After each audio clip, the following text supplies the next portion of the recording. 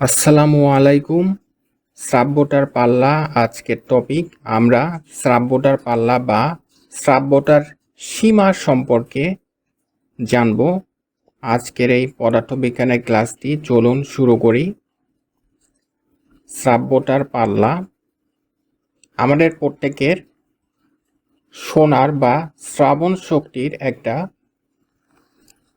Range রয়েছে, যার বেশি হলে আমরা শুনতে পাই না, কম হলেও আমরা শুনতে পাই না। মানুষের শ্রাব্যটার সীমা হচ্ছে 20 হার্জ থেকে 20,000 হার্জ পর্যন্ত। এর বেশি বা কম হলে আমরা শুনতে পাই না।